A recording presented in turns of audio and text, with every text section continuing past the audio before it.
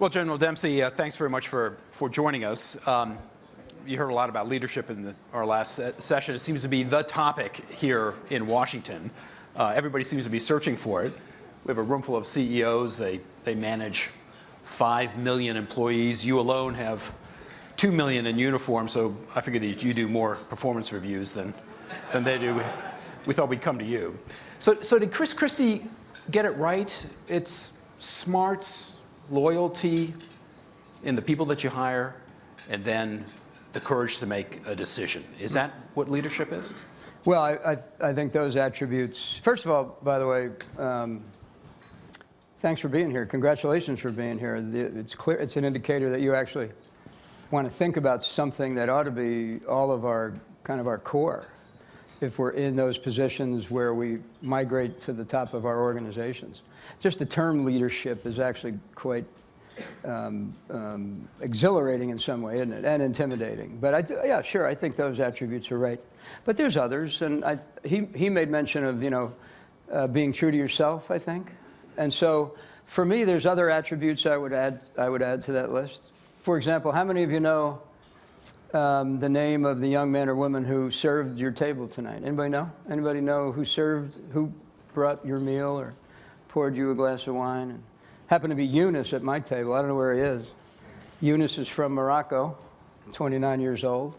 He pointed out to me that Morocco was the first nation in the world to recognize the United States of America. So I think there's something for me in trying to get to know people and touch them at every level. Gets harder where you are, by the way. Gets harder where I am, but not impossible, and particularly in this age of social media and other things. So, you know, maybe a little humility doesn't hurt on occasion for a very senior leader. Trust. I didn't hear I think that the governor alluded to trust, but for our profession, trust is really the gold standard. You can't exist in our profession. You don't walk out of a forward operating base in Afghanistan unless you have a certain level of trust for the man or woman to your left or right, your leadership, your guidance, your medics, your chaplain. And by the way, you mentioned 2 million men and women in uniform. It's probably 2.4 active Guard and Reserve. But you add to that about 3 million family members who we also feel a responsibility for. Mm-hmm. So where does responsibility fit into this equation? Well, I think it is, if trust is kind of the gold standard of what it takes to be a real leader in the military, then I think responsibility and its kissing cousin accountability are probably right there as well. And you know, we've had a few missteps here recently that we're trying to overcome. Missteps that I attribute to 10 years of frenetic, really, activity. And I think we forgot a little about how we balance character and competence. We began to value competence. Now, by the way, you can't have either or, actually. You don't want a leader in a combat zone who's really a man of great character but can't fight his way out of a paper bag. But nor do you want, you know, the ultimate warrior god who isn't a man of character. So these are CEOs of enterprises, of business. Right. The military leads people into harm's way. Mm-hmm. But putting that distinction aside, are the attributes of a good leader roughly the same or different between the military being a CEO of a company or being a school teacher? I think there's always a baseline of attributes that are exactly the same. I think probably, I mean, I get asked this question all the time. Why are you you? Can't we go find some, can't we outsource you? Sure, go ahead. You know, some days on Capitol Hill, I'm absolutely ready to do that. But, you know, I do think, let me say this. We are a profession, and which is to say that that we commit ourselves, what we like to believe is to an uncommon life, and that we accept by becoming a member of the profession to live to a certain ethical and ethos, really. So it's not just about special skills and attributes, it's also about a particular ethos. In our case, it's serving the people of the United States and ensuring the common defense, or in the way I describe it is keeping the country immune from coercion.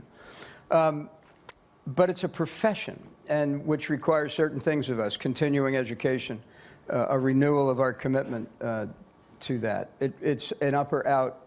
We're an upper out organization, and so I don't know how it all works inside of your businesses or your occupations, and some of you may actually describe yourself as a profession. But the one thing I would tell you, and it's become apparent to me in my job, you're not a profession just because you say you are. You have to earn it and re-earn it. And in particular, our relationship with the American people. We have to continue to earn it. So let's do a quick survey here. How many of the CEOs in the audience have military service? Can we just put hands up? General, can you help me Happy get a Veterans percentage? Day. Happy Veterans Month.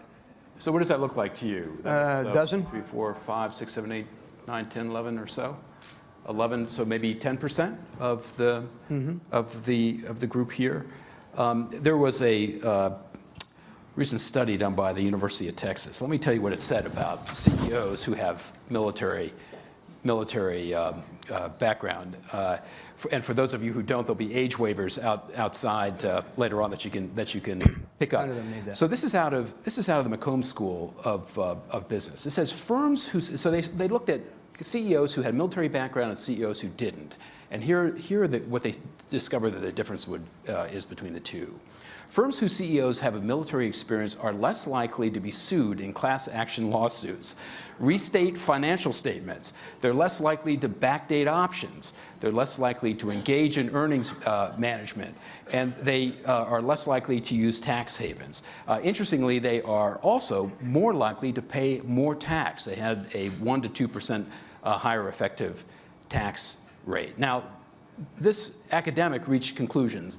I want to hear yours first. Why is that? What is it about the military background that caused that sort of evident behavior in the CEOs?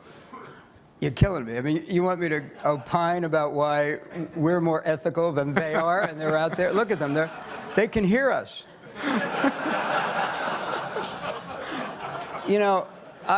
I don't know. I don't know where the data comes from.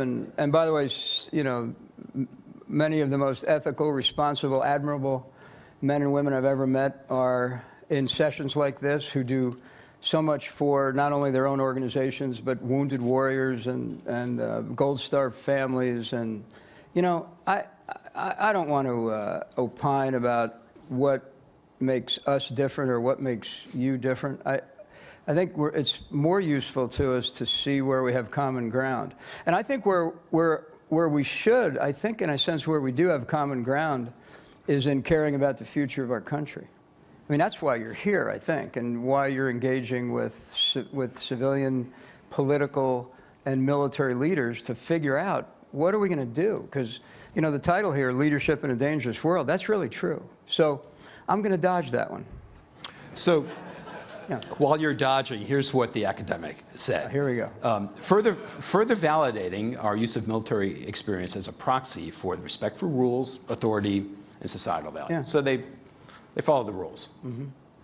Well, I like to think we follow the rules, but on occasion we don't. And when we don't, we hold people accountable. And, remember I mentioned, though, we probably other than the medical profession, I think our continuing education program for leaders in the military is second to none, really. We, as I said, we try to renew our commitment to being part of a profession at various intervals along the way. And then secondly, I do think there's something extraordinary about being given the responsibility for people's lives that should cause us all pause and put everything else we do in perspective. And so I'll accept that part of our uniqueness, which gives us some balance of both physical courage and moral courage that may be unique in our profession. So there were miscalculations in Iraq and Afghanistan. Was that a failure of leadership, or was that something else? The book hasn't yet been written, actually, and particularly in Iraq, as you see them struggle with, the opportunity we gave them. Is it a failure of leadership? Sure. I think, at some level, I think we have to look back and acknowledge what we didn't know and maybe should have before we we took the precise actions we took. On the other hand, look, I mean, once we were engaged in it, the leadership demonstrated at every level, in particular, at the lower levels with those captains and sergeants in villages and towns and districts, and even today in Afghanistan, where they become so committed, so captured by the experience of trying to make the lives of Iraqi children and Afghan children better. You know, even if they do make the odd misstep, it's pretty hard to be critical, for me, having seen the effort they've made. Mm-hmm. So you've written a great deal on this topic, and have said that it's kind of critical to running the armed forces. And you say that you read a great deal on it as well. Mm-hmm. Are there people who have written on the topic of leadership, books that you look back on and say that this is really kind of worth sharing with others? Are there 2 or 3 great writers on the subject? Yeah, you know, it's funny you use that phrase, are there 2 or 3 great writers? There's no Shakespeare of leadership out there, as far as I've been able to tell. And so I read broadly, and I read voraciously, and I read both fiction and nonfiction. So, by the way, I think some of the better, maybe the best books about leadership available today are written for the business community, for developing leaders in business. And I mean, I could rattle them off, but I don't want to be accused of necessarily advocating any one in particular. But there's some good ones out there. And then on the fiction, rattle a couple off. Well, I mean, I'm a big fan of managing the unexpected. I won't give you the authors; you'll have to Google it, but you can. I mean, so, managing the unexpected, I found to be, you know, it left some echoes. And I read, by the way, to see if I can produce some echoes for myself later when I confront issues. Starfish and the Spider, about the difference between hierarchical and decentralized organizations. On the fiction side, I don't think I've ever found a better work of fiction that describes leadership than Once an Eagle by Anton Meyer, about the period between World War I and World War II. So I think it's a matter of... Why that? Well, because the conceit that he sets up is comparing a leader, who turns out to be a West Pointer, which pains me, turns out to be a West Pointer in the book, who, with all the advantages, begins to feel entitled about leadership, and he rises through the ranks. And then the parallel is a man named Sam Damon. This guy's named Courtney Massengale. This guy's Sam Damon. And he rises through the ranks from the enlisted ranks, battlefield commission, kind of struggles his way through. And watching him struggle his way through, and he makes some mistakes along the way, but he learns from those mistakes and becomes the better of the 2 leaders, I think. Well, not I think. He does become the better of the 2 leaders. So putting the policy issues aside in Washington, really? What's wrong? What would you advise? What is the leadership prescription that the players, the actors in Washington need now to get through the gridlock? Well, first of all, because of my role within the administration and within the department, that's well beyond my responsibility. But if you're asking Citizen Dempsey, not General Dempsey, I think that the issue of relationship building is actually what seems to me to be the key to success. And you know, Governor Christie talked about building relationships, reaching across the aisle, you know, doing things that will cause people to try to find some common ground. I don't know, you know, I've spent most of my career outside of Washington, so I can't speak, you know, with any clarity or nostalgia, as some do, about the old days. I suspect the old days were pretty much like these days. It just wasn't played out in the social media and in 24/7 news coverage. But I do think that the key will be at some point when things reach such a state that, you know, I think the nation will demand it. And I don't know when that occurs. We're not at that now with the government shutdown? I don't know. You know, I keep an eye on my own force, those 2.4 million men and women, make sure that they have the kind of clarity, as much clarity as we can give them, as much certainty. I tell people that you know, we the military, we actually, we don't have a reputation for it, but we really do embrace change. We are nothing like the military. I joined the military in 1970 at West Point, almost 40 years now, and the military I joined then is nothing. I mean, nothing like the military today. In fact, the military we have today is nothing like it was in 2003. Nothing. I mean, you'll recognize unit insignias and patches and some of the equipment, but it's a very different military. So what I tell people is, you know, we embrace change, but we do a considerable disservice to those young men and women who serve if we live in perpetual uncertainty. And we're living in a bit of what I would describe as perpetual uncertainty. Carl Eikenberry, former commander in Afghanistan and also our former ambassador to Afghanistan, wrote an op-ed in another national newspaper, we'd like to call Brand X, saying that, look, if you examine the military culture now, as changed as it has over the last couple of decades, it's become increasingly divorced from the rest of society. You saw 10% of people raise their hand here, 20% of Congress has a military background. Used to be up in the mid-70s, back in the mid-70s. Instead, what you have now is kind of a family business, what he called the military caste, the sons and daughters of those in the military going to the military, and the rest of citizenry says, you know, it's their job to go off and fight our wars. And from that, he argues, comes a lot of negative things, including misjudgments on the political side about what conflicts to get involved with. And he's suggesting a selective amount of drafting go on, targeting particular, you know, groups of highly able individuals to bring them into the military, to re-engage the citizen soldier. Does that idea, to somebody who manages an all-volunteer army, does that resonate at all? Well, we haven't thought about it in those terms, although I did read that study and the suggestion, for example, by Stan McChrystal about universal service. And we are looking at the potential in the future of kind of lateral exit and reentry, possibly. But to your point about selective service, I don't know how many of you are aware, but only 1 out of 4 young men and women in America between 18 and 22 can get in the United States military. 1 out of 4. Now, none of us should be very proud of that. But if you went to a selective service, if you're not going to lower the standard, you're going to get about the same. You're going to get about the same people you would get. I mean, 1 out of 4 isn't a huge population from which to draw. Secondly, I did grow up in a draft army. My first, well, I guess 5 years or so was in a conscript army, and there were more holes in that selective service system than there were holes in a nice Emmentaler Swiss cheese. I'm sitting with a Danish fellow here who lived in Germany. My point is, I would never sign up for any process that would lower our standards or that would be so hard to implement and would have so many ways of avoiding service that we would end up with a lower quality military. The reason I'm such an advocate of the professional all-volunteer force now is because that's what the nation needs.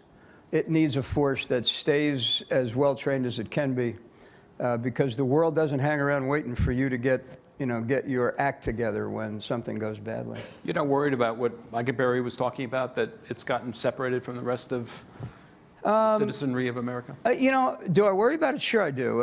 In fact, I spent a lot of time, another thing about, by the way, another leader attribute I would encourage you to consider is I have what I call a campaign of learning, and a personal campaign of learning. I have a colonel that I hired who stays with me, and once a week for at least a 2 or 3 hour block, he allows me to be exposed to business or industry or academia or something I don't know anything about. So I was out at a rapid prototyping center out in California last week. I was at Goldman Sachs the week before that.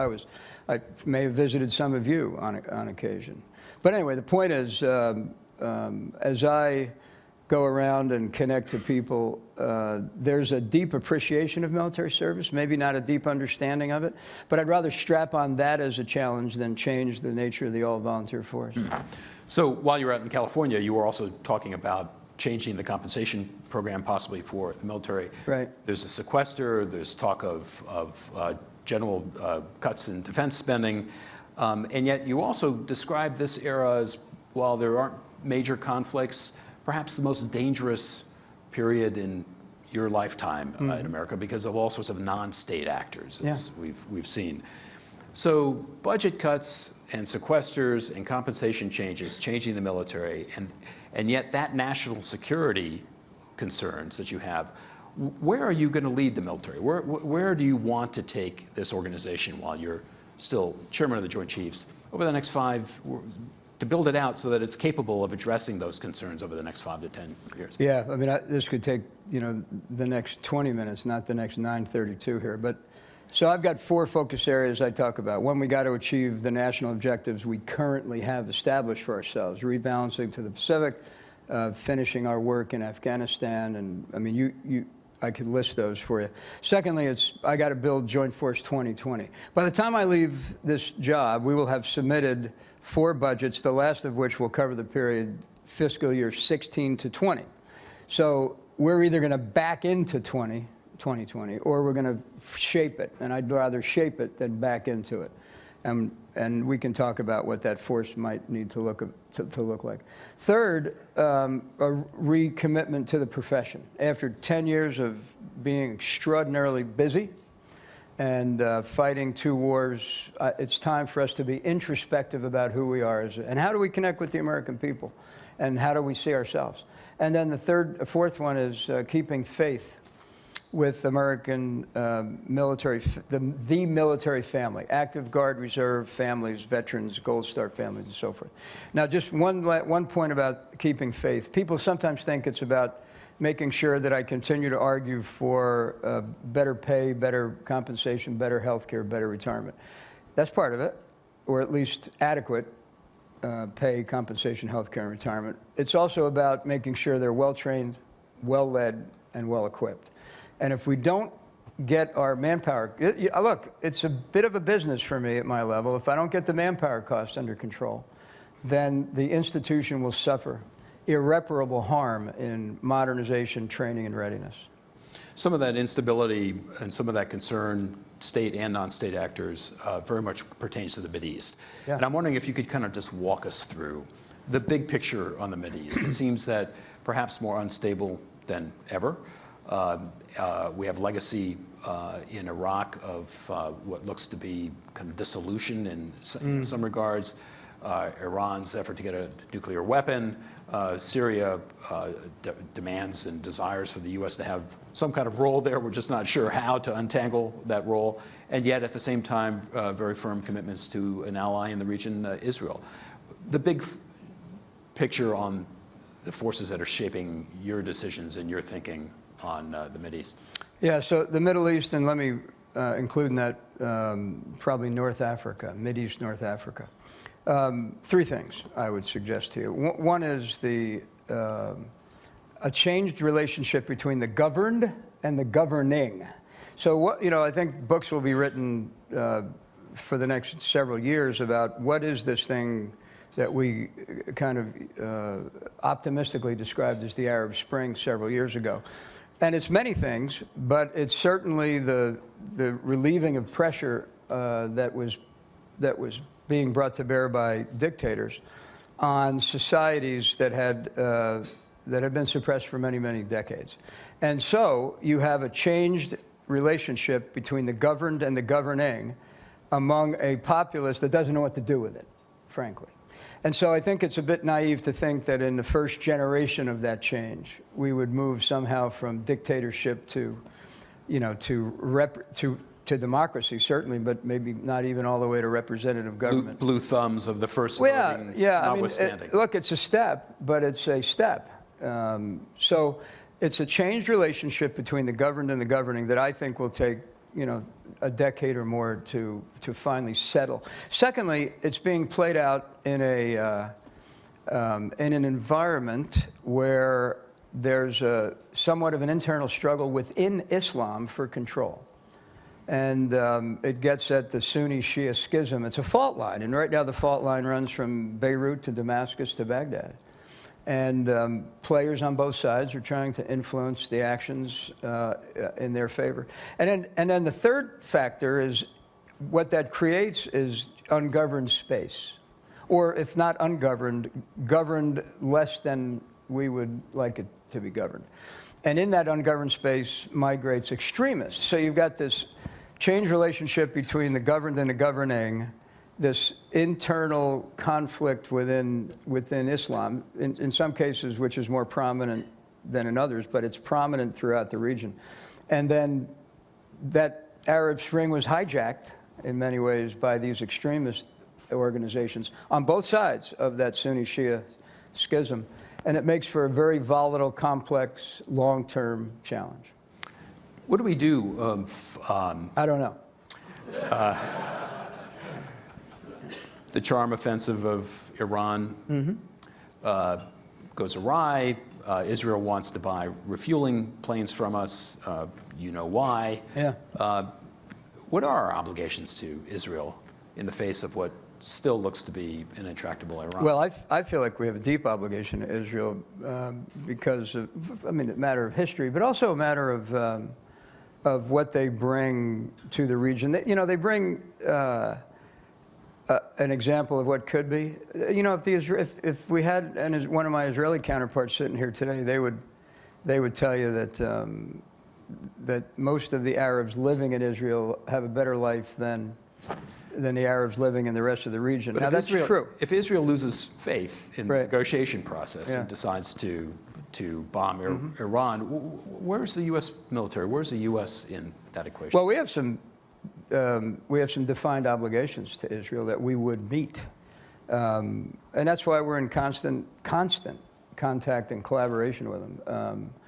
But, my counterpart and I have talked about the fact that there's also a strategic opportunity for Israel. There's no state right now that's threatening Israel, as there was just 10 years ago. I mean, Egypt's unstable, Syria's unstable, Jordan is struggling. So, and not that Jordan was a threat to Israel in the first place, but the point is Israel's got a strategic opportunity. And I think they are beginning to think themselves about how to take advantage of it. You wrote a letter to Carl Levin at his request this summer outlining possible things that the U.S. military could do to support rebels in Syria. None of them looked like very good options. Have any of those options improved in your mind? Would you be able to find the right people to arm? Would you have the confidence that the weapons weren't getting to the wrong people? Well, even in that letter, the options were described as scalable, which is to say, the top-end option, which would be if you wanted to topple the regime and do so through the imposition of a no-fly zone or seizing chemical weapons yourself, that's what got all the headlines. But any of those options is actually scalable. I worry a bit, and have said so, that we might have more confidence in our ability to limit conflict. History is against those who think they can limit conflict. Some of you may know that on the 10th of November, 1964, Robert McNamara declared that we would never send combat troops to Vietnam. And I'm not sure how some of you think that worked out, but it wasn't one of the greatest predictions ever made in the history of American statesmanship. Right. So, look, my obligation is to articulate options and articulate risk. And then those who we elect make decisions about which options they're interested in based on the risks that we would accrue. Are the options getting better? No, I don't think so. I think they're probably becoming more complex. But again, to my way of looking at it, that was absolutely predictable. Abe in Japan wants to change the Constitution to be able to create a more robust military, presumably to offset a rising China. Is that something that you would endorse? Would you see that as kind of a valuable development in Asia, or is that just going to accelerate the existing arms race?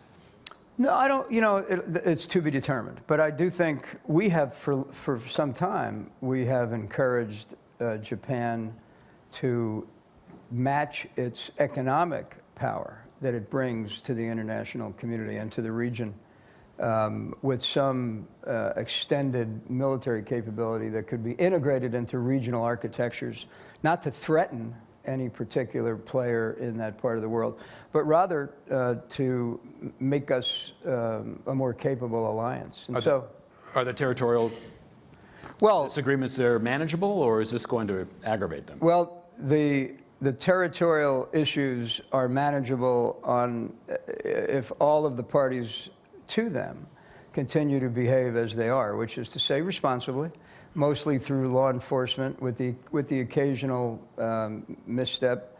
But that's where we, I think, can provide our influence and our assistance in continuing to encourage a diplomatic solution. And look, the Chinese have a much different view of time than most anybody else. And I think as long as we can continue to encourage both sides to be patient, I think there's a chance that over time diplomacy might make a difference. So we have a few minutes for questions from the audience. Yes, Dan Jurgen, right here.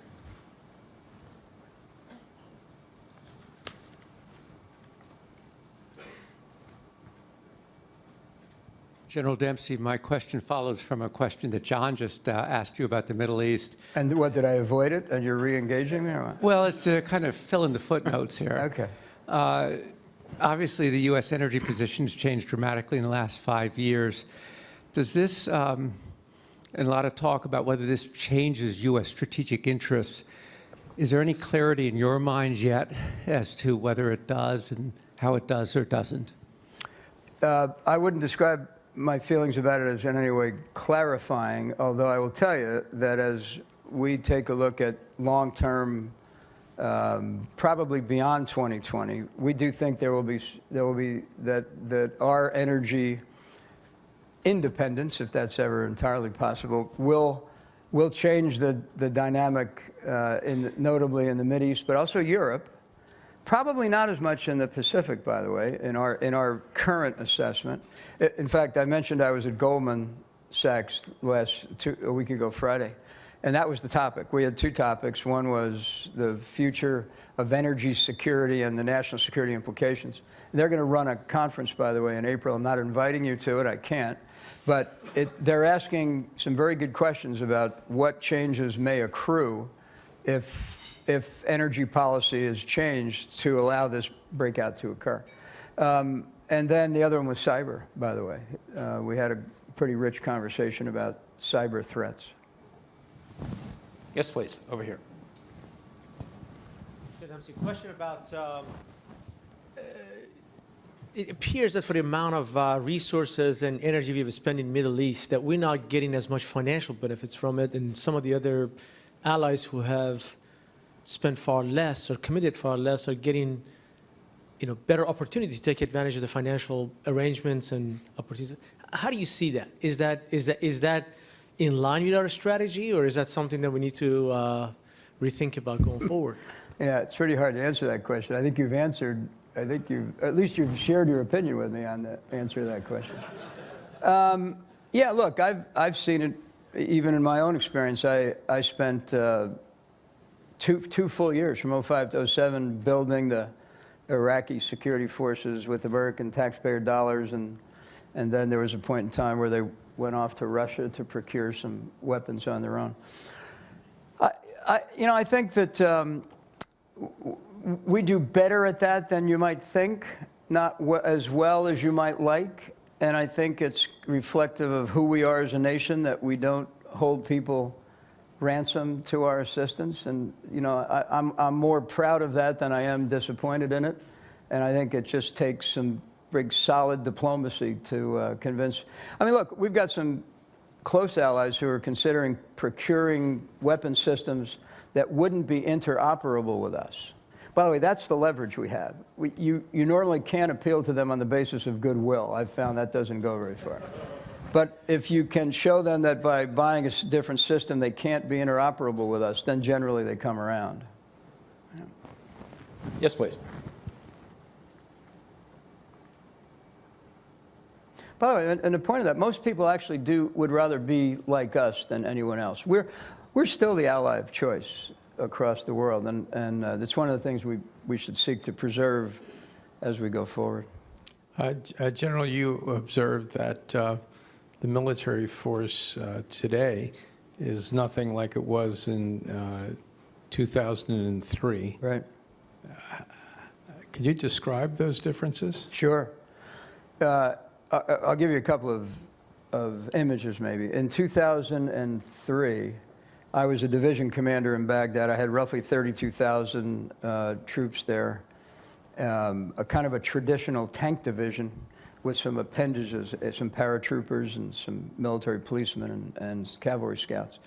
And almost everything we did came through me. So if you were a young captain on the streets of Baghdad in those days, you waited for the division staff to give you the information you needed so that you could then apply yourself across the city. Today, the image here would be everything was top down. Anything of value to you came from the top down. We've almost flipped that on its head entirely. It's now most things of value come to us from the bottom up. And we've changed our systems in order to allow that. Our communication systems, we've empowered. You would describe it as empowering the edge. So a captain now in a combat outpost on the Pakistan border in Afghanistan probably has as much access to national level intelligence and local intelligence as I did as a division commander. It's phenomenal, really. My worry, by the way, is we're going to bring that force back that has been, has been allowed to shape things and to be leaders and have both responsibility and authority. And we're going to bring them back. And if we don't find a way to continue to inspire them, they're going to go work for you. So I got to worry about that. Yes, please. Hi, General. Thanks for coming. We're convening a group tomorrow to talk about cybersecurity. How bad is it out there? I've found that it's not helpful when the chairman uses words like crisis or meat axe or, these really powerful adjectives. But we are vulnerable. Make no mistake about it. My job, by the way, through the cyber assets that I control is to defend and protect my network, the military network. The problem is my military network depends on your network. So 90% of what we do is shared in the, across the internet with commercial. And as you know, there's some problems with incentives for cybersecurity, for information sharing that I think we have to break through. We're really vulnerable. And I would simply say to you, I know what we can do. And we're not, this is back to Governor Christie, we're not the only smart guys on the planet. We haven't talked about Afghanistan. So after 2014, can Afghanistan live without ISAF in the United States? After 2014, Afghanistan can live without a ubiquitous presence of U.S. military forces in their country. They can't live without any. And importantly, they can't live without the financial support that we've made both on the military side, but also at in Japan at a donors conference that we made to them economically. So the real question that we're grappling with is what size, most people think, what size presence should the United States leave there in order to maintain security? That's actually, to me, the wrong question. It's what size force does the United States and the contributing nations need to leave there to guarantee that the money we've all committed to Afghanistan will continue to flow. Because if security deteriorates to a point where I think it's $6 billion a year or so has been committed to the economic side of Afghanistan from the international donors. If that money dries up, or if the money dries up that we're providing along with donors, then they can't survive. This really comes down to what will it take to guarantee that the commitments we've made monetarily will continue to be realized. The Defense Department's identified China as a primary concern over the next generation. What in Asia concerns you from a national security standpoint? I would be, there's a couple of things. One is I worry more about a China that falters economically than I do about them building another aircraft carrier, to tell you the truth. I think we can find our way forward with them militarily. I don't think it'll be competitive, and at times it'll be contentious, but it doesn't have to be confrontational. So there's that aspect of it. And then you've got, someone mentioned the territorial disputes. I think the potential for miscalculation is certainly there. And there's, you look back at history, miscalculations with major powers who are kind of emerging on the scene is normally a problem. And then I should have probably mentioned right from the start North Korea, because North Korea is the rogue nation with some confidence, we believe, nuclear weapons and the intent to find a delivery mechanism that could reach out across the region and potentially to the United States. So I actually worry more about a provocation from Korea that escalates than probably anything else that I deal with on a daily basis. That problem's not contained by China? China is, I believe, is working to influence. Contain is a strong word. I think China is trying to influence the DPRK into a more moderate behavior regionally. The problem, of course, is that they're still so opaque. The leader himself is so young and so inexperienced, and we have these cycles of provocation. We happen to be in a cycle, where the provocations are absent right now. But we'll see. If the provocations continue, the fear, of course, is that those being provoked, notably the Republic of Korea, will tire of being provoked. And it's still very dangerous there. General Dempsey, thanks very much. Please join me in thank you.